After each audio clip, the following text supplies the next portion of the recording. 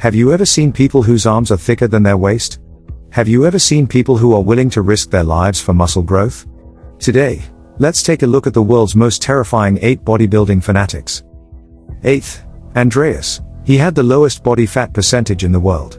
While others worked year-round, he worked out 365 days a year.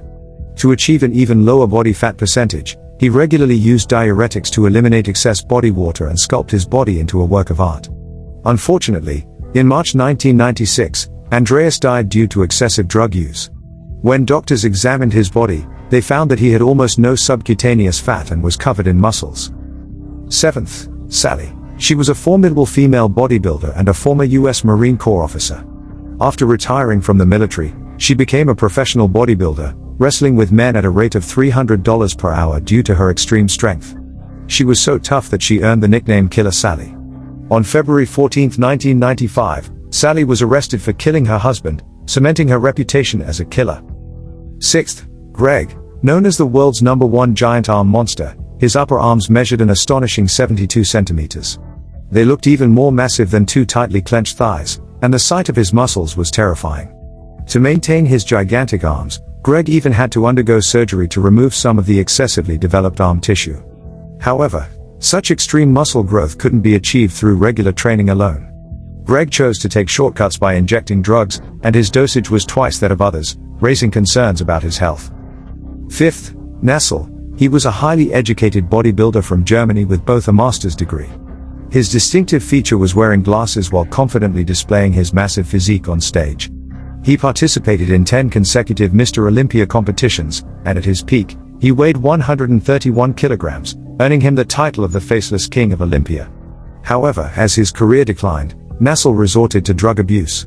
In 2013, he died from kidney failure and complications from heart disease due to drug overdose.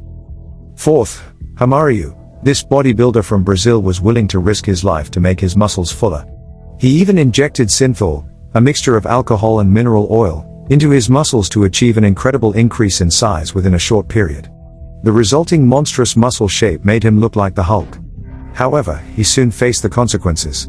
Due to the side effects of the drugs, his muscles gradually hardened to the point of resembling rocks. Additionally, he suffered from toxin infections, and doctors warned that he might have to amputate his arms to save his life. Romario eventually stopped using drugs and took 3 years to recover his muscle health. 3rd, Mustafa. He was an Egyptian strongman recognized by the Guinness World Records as having the world's largest biceps, which were even thicker than some people's waistlines. He began targeted arm training at the age of 14, allowing him to lift weights of up to 500 pounds. Despite his incredible strength, his biceps had a strange, rectangular shape, resembling a hammer. 2nd, Gregg. Known as the most muscular bodybuilder in history, he broke the stereotype that tall people were not suitable for bodybuilding. He stood at a towering 1.93 meters, weighed over 181 kilograms, had arms with a circumference of 68 centimeters, and had to consume an enormous amount of food and drugs to maintain his massive physique.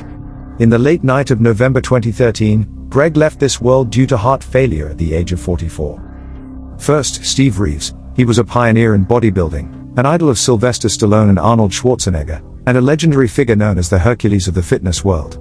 With a height of 1.85 meters, a weight of 98 kilograms, a waistline of 46 centimeters, and a chest circumference of 132 centimeters, his muscle lines were as perfect as his facial features. He never used hormone-based drugs, which contributed to his long life in the bodybuilding world. On May 1, 2000, Steve passed away in a US hospital at the age of 74.